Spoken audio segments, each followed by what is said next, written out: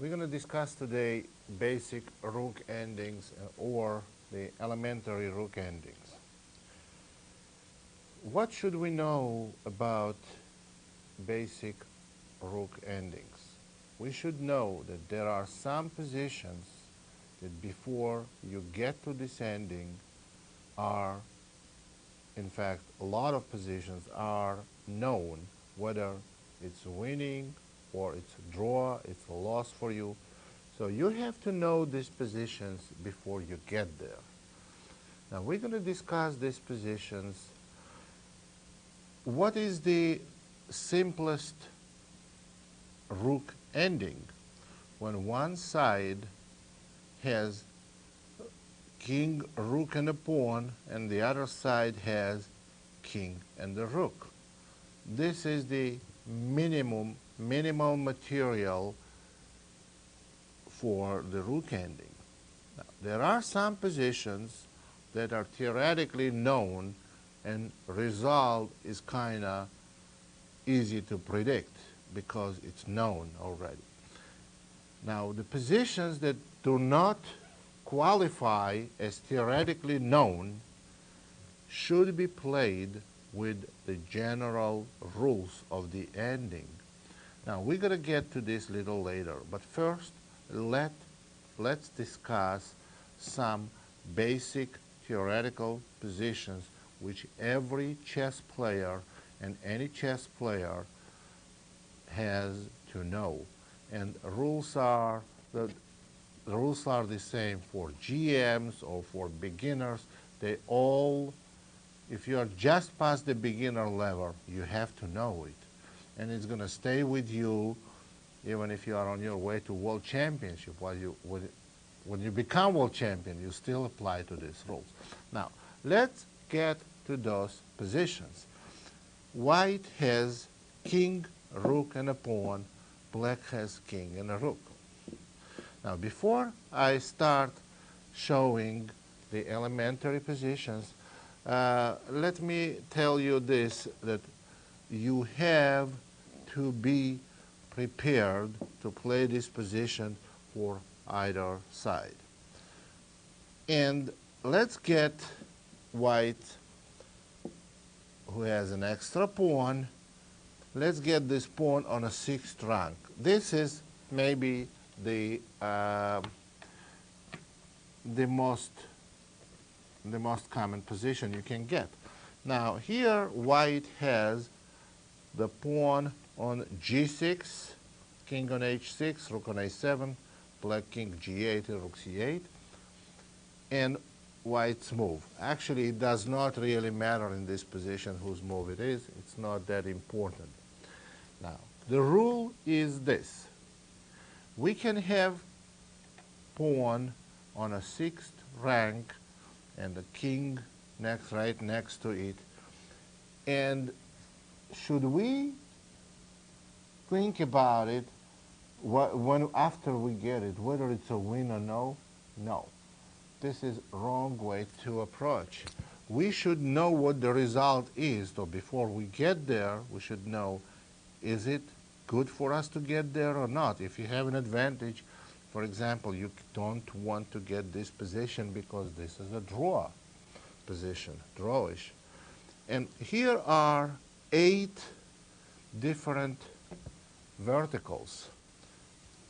And if we have this position with the pawns, rook pawn and knight pawns are draw. Bishop pawns and central queen and king pawns are a win. And let's see why. For example, why this position with a knight pawn is a draw? Because white can never make a progress. If rook g7 check, king h8, rook h7 check, king g8, there is no way for white to make progress. Only way they can make progress if they can make now 2 moves in a row, like g7 and rook h8 check. But we know it's impossible because after g7, black plays rook c6 check and wins the game. So this position is a draw.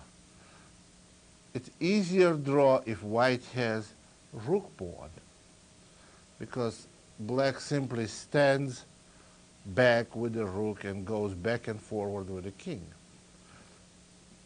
However, so there are 4 pawns that draw and 4 pawns that win on a 6th rank. So A, B, and HG, which is knight and rook pawns, are drawish, but central pawns are win. And why are they winning positions? Now we switch whole position 1 square to the left.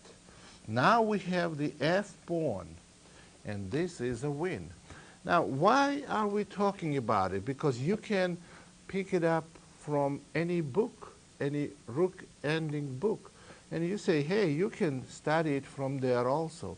But what I'm trying to say, if you don't want to deal with a book and you want to deal strictly with this tape, I'm going to give you the basic rules, and if you know them, of course, you should move on to the next stage of a little more advanced rook endings. But for those who want to know all about rook endings from A to Z, this is the A.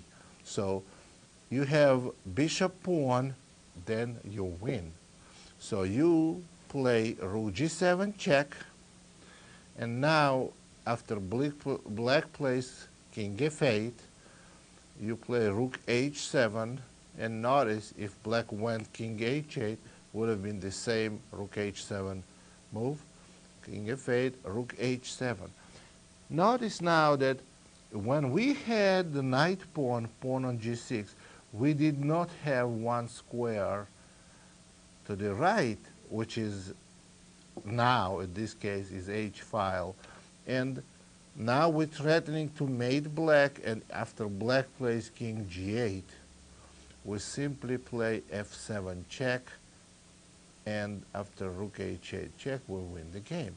So the positions with pawn on 6th rank and king supporting are very predictable, and they are very well known. It should be played like a formula, like 2 plus 2. So bishop pawn we have here, and it's an easy win. Rook G7 check, king F8, rook H7. Same pattern works if we have queen pawn or king pawn, which is exactly same way you do. You play rook check and then rook H7, or if king goes to G8, rook G7 check. Now king has to come back, then E7 check, or on king H8, you simply cut off black's king and queen your pawn easily. So those rules are very easy to learn, but you must know them. Once you get to that position, it's impossible to invent anything new. They are hundreds of years old, and they are already all analyzed to the end. So the same way happens if we have B on A pawn. It's just mirror image positions. So we learned one very important part of rook endings. You know, and on the highest level, we don't see those positions played. They never happen. And you may say, "Hoy, why do I need to study? They never happen."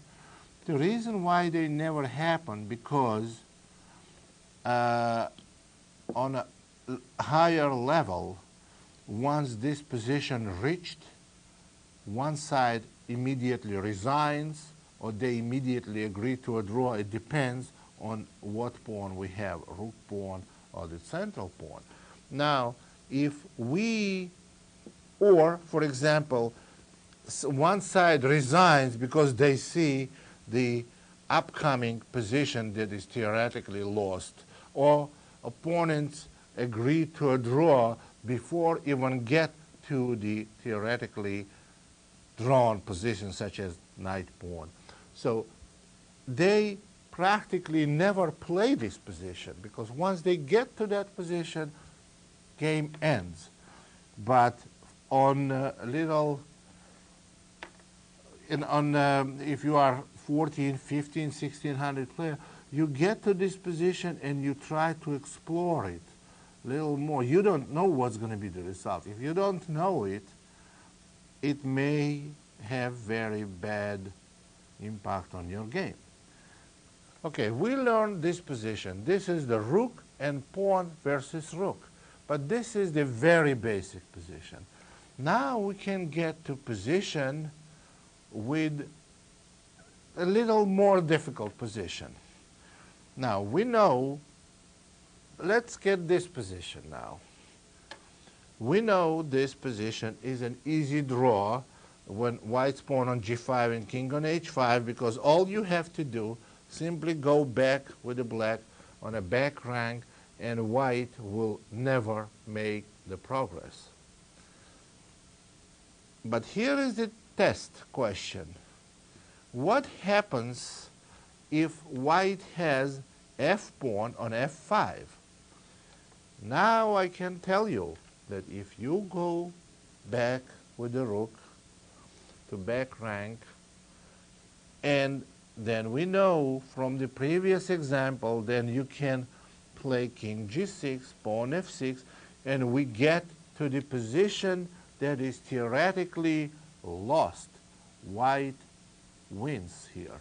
So simple way to play for black does not get a result you're looking for. So you need to draw here. Now let's see how else can you play here with black. Maybe you can play rook g1 check or rook g file on g file anywhere, rook g1 check. So then we play king f6. Now this is lost also for black for different reason. The reason is because you get to the bridge position, which we will discuss a little later on this state. So what to do in this position? Before we figure it out, we have to have some red light flashing in our head. So the red light says there that this is the danger position when white gets king on g6 and pawn on f6. So this is the position you can't allow. Now you have to interfere with white's settings, which is king on g6 and pawn on f6. So there are ways, as we just mentioned, rook g1 is losing, and we will get back to it later. So only way to interfere with white settings of king on g6 and pawn on f6 is the rook b6. And this is the only move that draws in this position. Now the reason why, you can ask here, but how does it interfere with white settings, king on g6, pawn on f6, if white can play simply f6 followed by king g6? Isn't it simple? Isn't white winning here? No. The answer is no. The reason why it's no, because the rule actually you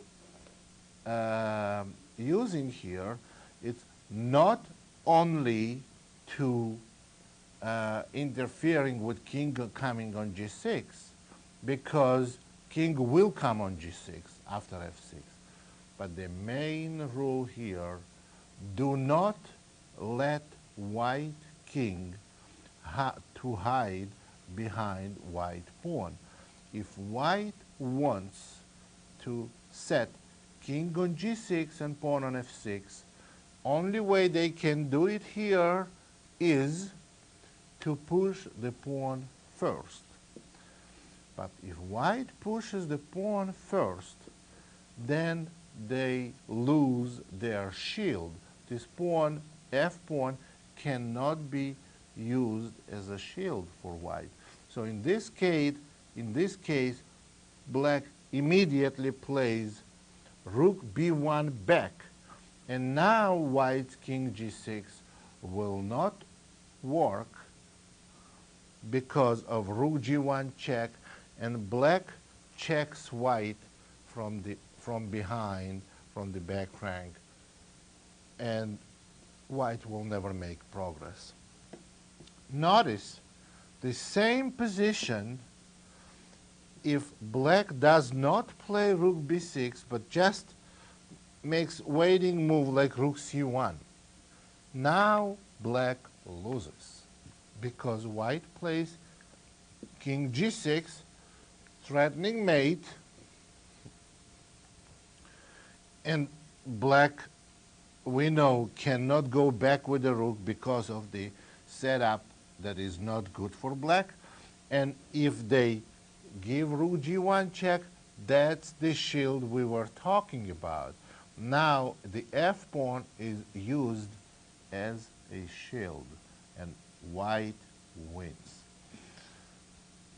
Okay, now suppose you are playing white and black did not play rook b6, and they could not, they did not stop you from coming king g6. Suppose black made some rook c1 move, and now we're getting to the shield.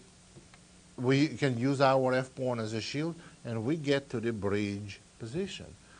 Let's see what this is. What is it about the bridge position so important that we have to know about? Well, either black plays rook c1 or some move like king f8. Now we're playing king g6, and we want to play rook a8 check, followed by f6 check, and followed by rook e8 check, and white will easily win. So for black has to stop rook a8 check, and we know that rook b8 is bad because f6. So only way to stop it is to give rook g1 check. Then we go king f6, threatening mate. Black can play easily king e8. Now we play rook a8 check, king d7, and now we play king f7. Now this, as you see, white now goes and tries to make a queen or to win the rook, black's rook. Now there is a way that black can interfere with it, try to make white's life a little more difficult, but still white wins. What can black do? Black should say stay and wait. Rook f2, and white can easily put the pawn on f7. Now white goes king g7, rook g2 check, king f8, rook f2, f7, and now black goes rook g2 back. Now white easily progress by putting pawn on f7. Now all they have to do, make one more move with a pawn, and they win the game. Now how to do it? What to do with the king? So the way to win this position, you retreat the rook, rook a1, and try, and you intending to play rook d1 check. Now black's rook has to stay on g-file, because if black, for example, plays rook f2 now, then white can win easily by playing rook d1 check, king c7, and rook g1, followed by king g7, next move, and f8 queen. For example, if king d7, then king g7, and king e7, then you can give another check and make a queen. So that's why black's rook has to stay on g2. Now black makes, suppose, here after rook a1, black makes a waiting move, rook g3. Here we have to come up with the idea how to win this position. So we give rook d1 check. Suppose black goes king c7. How can we push this pawn? And here you say, oh, maybe we can play king e7 and queen next move. But that's not going to work because you will get checked on e3, king f6, checked on f3, king e6, check on e3, and you can see that white's only way to avoid this perpetual check is to hide back to the only shielding square is f8. So this is not working. So how do we win this position? The winning move in this position is rook to d4. This is the key position for the bridge. Now, obviously, black cannot do anything constructive, so they can just stay and wait by playing rook g1, and here comes the bridge. King e7, and you can see the difference with rook on d4 or rook back on d1. Now black plays rook e1 check, you go king f6, black plays rook f1 check, you go king e6, and if black goes rook e1 check, then you go king f5, and this is the key of white's rook on d4. Now you're trying to queen, and if black checks you again on f1, you have a rook f4, and you are queening and winning the game. So this is the bridge. Well, here is a slight trick you should know, is that if black in a position after king rook f1 check, king e6, does not give rook e1 check, if black plays simply rook f2, then the way you win here, you go rook d5 followed by rook f5, and you again you're shielding the f file and making the queen. But however, if black tries to set up a little trick by playing king c6, here is the great opportunity for you to mess up whole game by playing rook d5. Now after rook d5, which is our programmed move, black makes a draw by playing rook takes f7. You can see that this is an easy draw. So what should you have? You must play rook d5 and rook f5. But first, you have to give check. You have to play rook d6 check. And now, doesn't matter at all wherever black's king goes, you play rook d5 very next move, and you win. For example, rook d6, if black plays king c5, then you play rook d5 check and rook f5. If black plays king c7, you still go rook d5, and black has no tricks, and next move is rook f5, and the game is over. So we did learn now, this is the bridge. This is the bridge. If you, sometimes when you see some games, and you'll see that on a higher, little higher level, once this position reached, the sides already, for example, white's king on f6, pawn on f5, rook on a2, and with black king on d6 and rook on f1. Both sides already foresee the bridge position, and black side would resign. But you actually, on a little higher level, you almost will never see this bridge position in action. because game ends once they get there, as we discussed the other position in the beginning of this tape. So we know now, we learned something about bridge. This is very interesting. Bridge is very interesting opportunity, very interesting way for one side to to defend the position, to make a draw. So the rule here is, in the original position we have, the rule here is the sixth rank rule.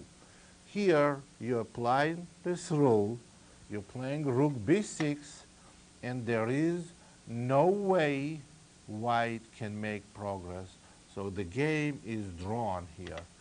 If whatever white does, if white just plays rook back and forth, you just stay on sixth rank or play with the king back and forth and wait when white pushes the f pawn. As soon as f pawn pushed, you go back down with the rook, and this is a draw. So we learned now very important part, the simplest, the most, the best known part of rook ending. What is rook and pawn versus rook. Now, to conclude the simplest rook ending theoretical positions, which is rook and pawn versus rook, we will take one very different position from this one. When white has a pawn on a7, king on a8, and rook on d2, and black has king on e7 and rook on b1. We have the position here where white is also one move away from queening. But this position is a draw. The reason why, because white can never make progress to come out with a king, and there is no bridge. White can only go one side and not the other side. However, white does have a try which does not work. For example, rook to h2, king d7, rook to h8, king d7 was black's move, and now king c7. This position is a draw because after rook b8, black simply moves the rook and white will never make a progress. For instance, on rook b2, black must, or rook b4, black must go rook c1, and this is a draw. Why rook c1? Because if black plays rook a2, then white has rook c4 check, and white wins with king b7. Same bridge idea we just looked at. Rook b2 check, king a6, rook a2, king b6, rook b2, king a5. But if black played rook c1 at the right moment, this would have been an easy draw. So what the conclusion is, this position is a draw, the original position. But however, it's not because black is cutting off white king only. It's not only because of this reason. The other reason why this position is a draw, because black's king close enough to secure a draw. If, for example, if we move black's king one square towards king's side and move white's rook one square, in other words, we moved black king and white rook one square to the right, then we're going to have theoretically winning position for white. This is a win. So The rule that black cuts off white's king by itself is not sufficient. This position is an easy win. Maybe not that easy, but it is a win. It's easy to win once you know how to. So the way white wins here is they have to bring the rook to b8. Let's see how to do it. So they can do it either through rook c2 or through rook h2. Let's try rook c2, king to e7, and now rook c8. Now, question is, why not rook c7 and rook b7? Rook c7 is not as good as rook c8. After rook c7, black can go king d8, and after rook b1, b7, this is a draw, because there is a trick. Rook c1, and game is drawn, because white cannot play king b8, rook c8 mate. So the way white's supposed to play after rook c2 and king e7, they're supposed to play rook c8. Now this is theoretical position, and this is a win. So black has now two moves, king d7 or king d6. They both lose. However, king d6 maybe gives white slightly more problems. But let's look at king d7 first. Then we play rook b8. Now black's rook must move. So black's rook moves, let's say, to a1. And white comes out with a king. Now white wants to play a8, making queen. So black has no time, but black must start checking. And if white's king escapes from checks, then white will win the game easily by queening. So rook b1 check, king a6, rook a1 check, king b6, rook b1 check, king c5. And now you can see that white wins easily, because after rook c1 check, white king comes towards black rook, checks, and game ends. Now, going back to position where after rook c8, black played king d7, we can see king d6 move. That makes slight difference in the way white wins, but white wins anyway. So rook b8.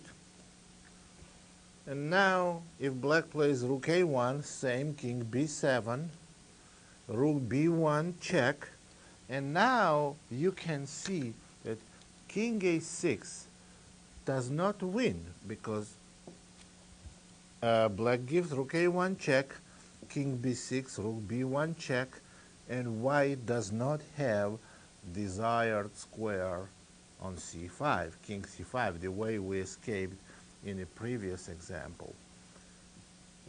But if black plays king d6 after rook b8, rook a1, king b7, rook b1, then we play king to c8.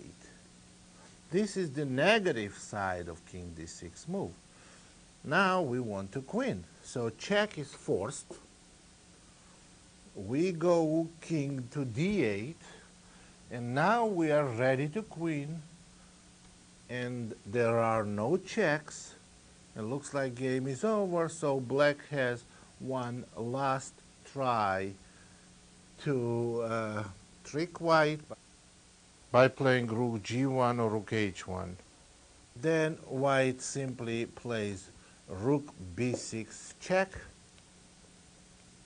and after black plays king c5 or king e5, now white has a variety of ways to win by simply even playing rook c6 check here. You can tell We cannot queen right away because black is going to give check and take the queen. So we can play rook c6 check. Obviously, black cannot take the rook because we make a8 queen with a check and take black's rook. So, and if king moves to any of this b5 or d5 square after rook c8, this is an easy win for white. White just makes queen next move and wins the game. So this will be the last, this will be another position where rook and pawn versus rook. Result is practically prearranged. It's theoretical position, it's known position, so if one side knows how to play, the skill does not come in consideration. That's what happens in theoretical positions. If you know how to, what theory says, and it's analyzed, you can play practically like a machine. So this position is a draw. Because we know, because the pawn that white has on a7, and we have one square away from queening, the position, original position was a draw, where white's king was on e7, and with black's king, and with black's king on f7, of course, it's lost. So white has the worst pawn on the board. They have a rook pawn. Rook pawn and rook endings are almost always the worst pawns because king cannot go around this pawn.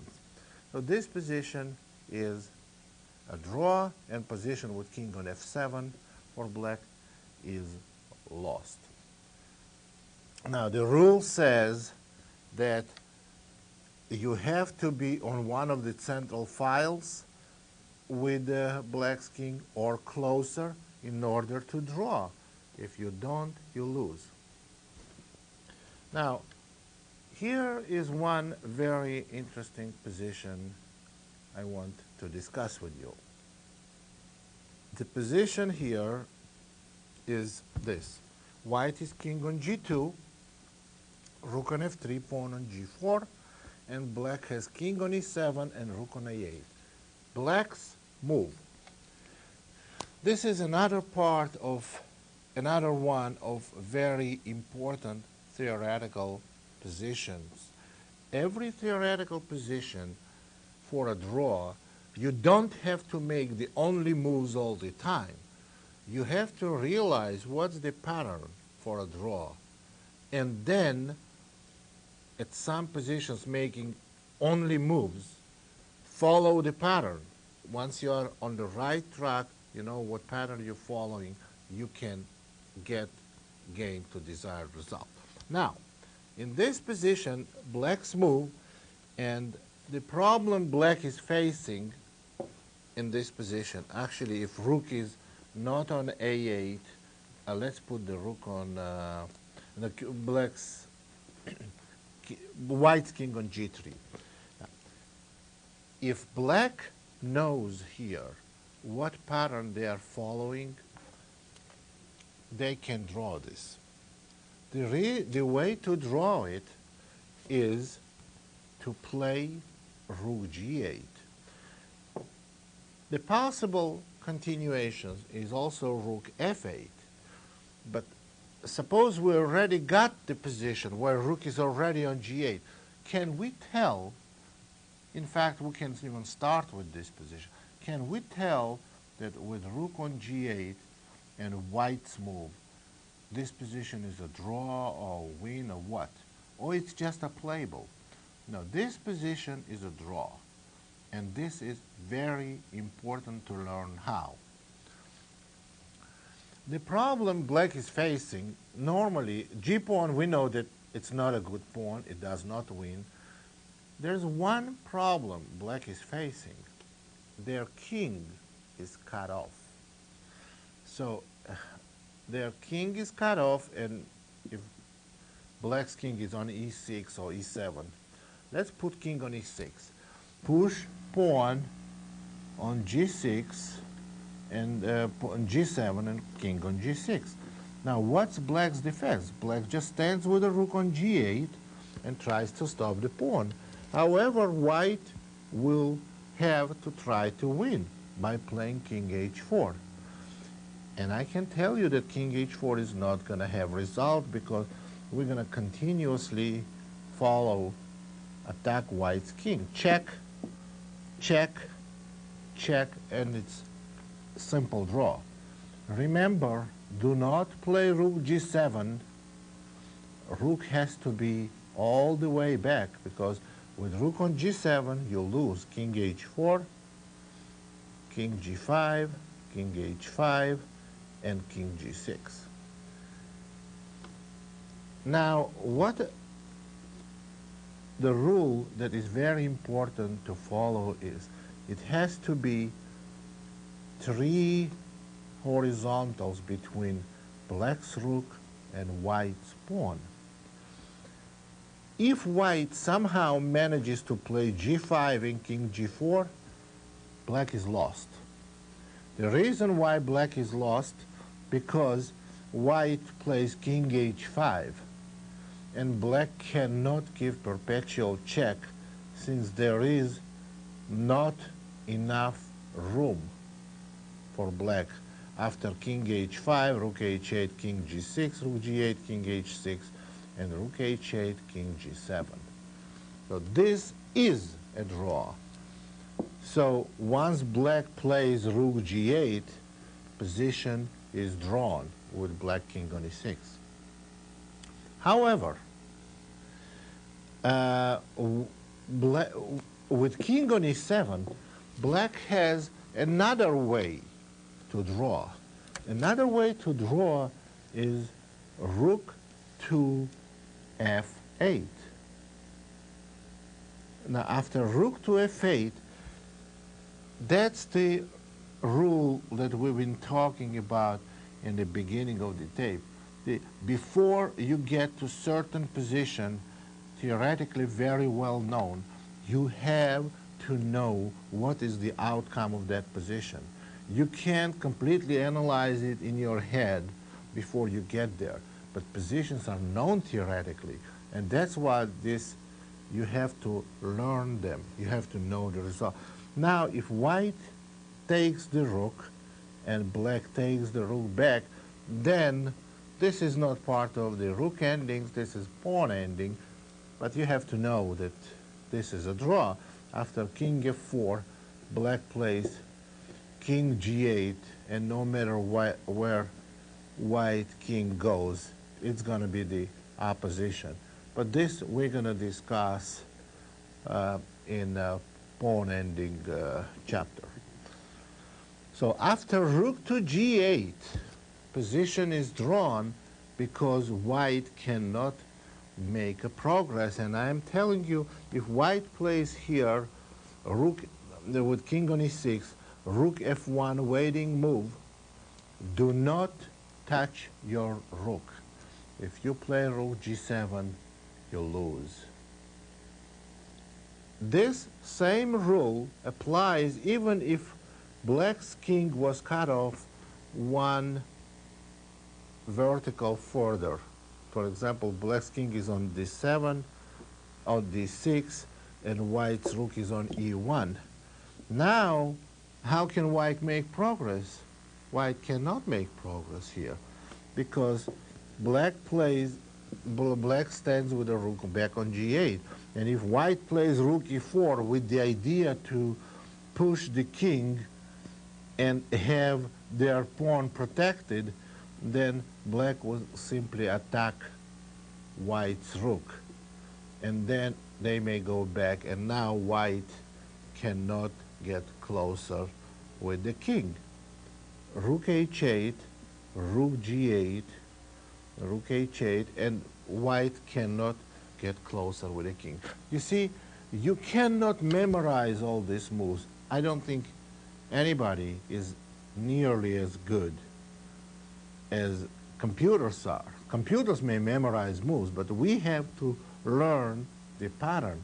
We know the pattern is we have to stay with the rook farthest possible square from the pawn. we cannot allow white king get closer. As soon as white king or white pawn to move, as soon as white king moves forward, we have to start checking him and drive him back to g3. So what we can say, finalizing this chapter, is this. Any rook ending position where one side has rook and a pawn and the other side has just a rook,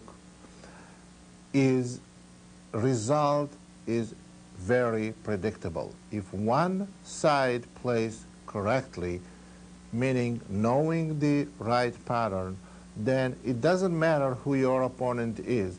If you play it correctly, you always will get the maximum result from this position, the best result to you. So any rook ending with rook and pawn versus rook, results are very predictable, and it's already known whether it's win or not. All you have to know is how to play it, and you have to know the pattern to follow. Then you're going to get the best result in that rook ending. Thank you very much.